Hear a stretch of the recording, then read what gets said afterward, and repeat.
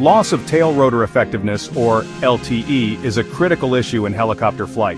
It occurs when the tail rotor can't counter the torque produced by the main rotor.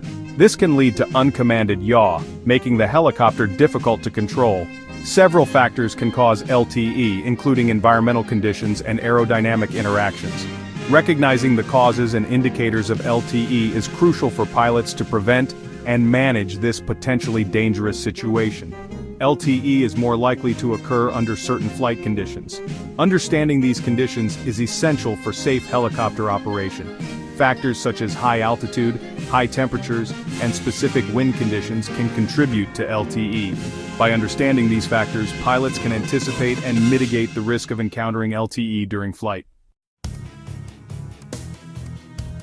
High-density altitudes significantly reduce helicopter performance, making it a critical factor for pilots to consider.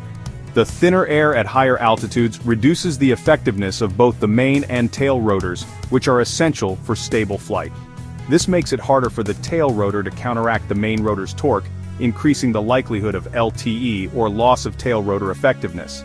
Pilots need to be particularly cautious when operating in high-altitude environments due to the increased susceptibility to LTE, which can be dangerous.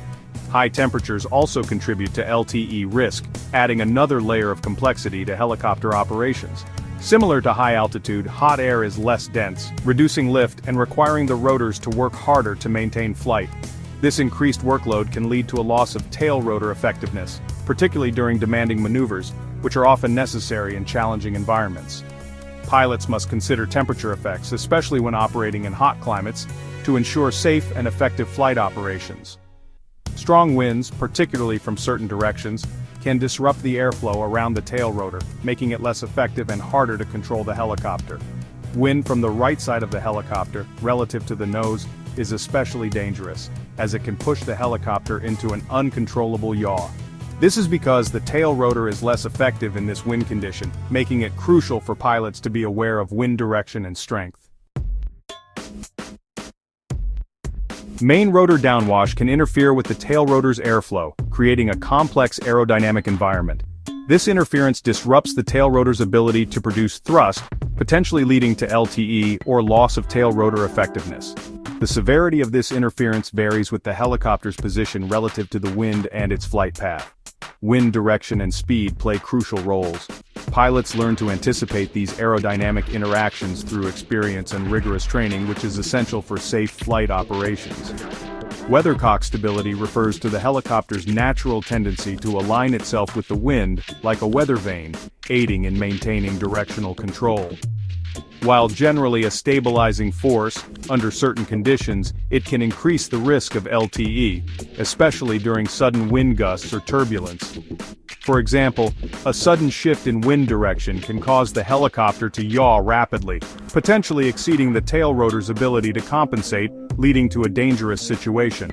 The tail rotor vortex ring state is another aerodynamic phenomenon contributing to LTE, where the tail rotor operates within its own turbulent wake. It occurs when the tail rotor operates within its own turbulent wake, creating a vortex ring state that disrupts airflow. This disrupts the airflow, significantly reducing the tail rotor's thrust and effectiveness, making it difficult to maintain control.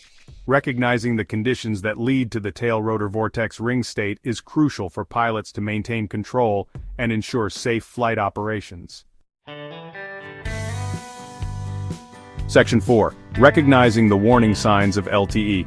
Recognizing the onset of LTE is crucial for safe recovery. One of the earliest signs is unexpected yawing of the helicopter's nose. This yawing might be subtle initially, but it can quickly escalate if left unaddressed. Pilots are trained to be vigilant and react promptly to any unexpected yaw movements. Changes in the control inputs required to maintain a steady heading are another indication of potential LTE. The pilot might need to apply more and more pedal input to counteract the yaw. This increased pedal input is a warning sign that the tail rotor is losing effectiveness.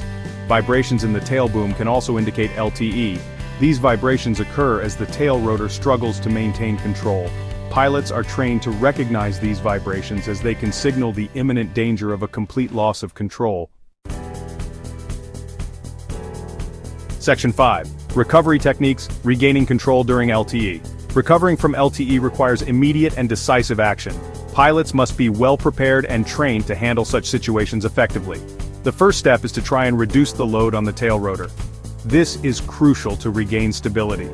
This can be achieved by decreasing the power applied to the main rotor, or by changing the helicopter's attitude to reduce the torque demand. Adjusting the helicopter's attitude can significantly impact the effectiveness of the tail rotor. Pilots must react quickly and calmly to regain control. Staying composed is essential to execute the necessary maneuvers. If possible, maneuvering the helicopter out of the wind condition contributing to LTE is crucial. Wind can exacerbate the situation, making control more difficult.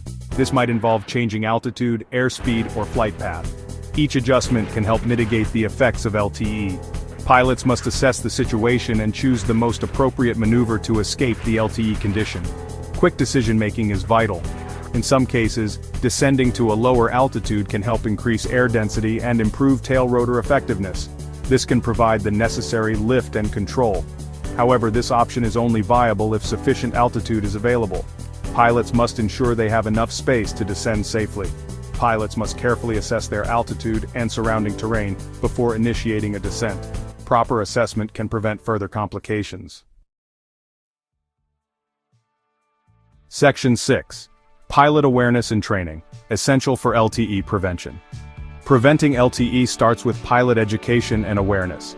Pilots must thoroughly understand the factors leading to LTE, including environmental conditions, flight maneuvers, and aerodynamic interactions. This knowledge is crucial for anticipating and mitigating risks during flight. Comprehensive training plays a vital role in developing the skills to prevent and manage LTE. Flight simulators and practical exercises help pilots experience LTE in a controlled environment.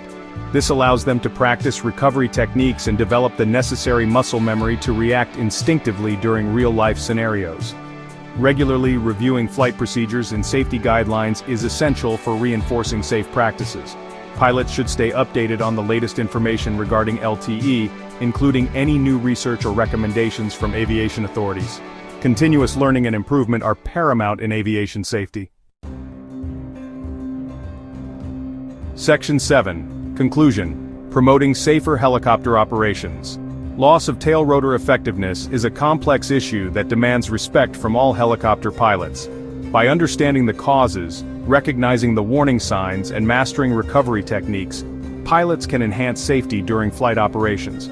Continuous education, training, and a proactive approach to risk management are crucial for mitigating the dangers associated with LTE. By promoting awareness, improving training, and encouraging a safety-first culture, we can strive towards minimizing the occurrence of LTE and ensuring the well-being of pilots and passengers alike.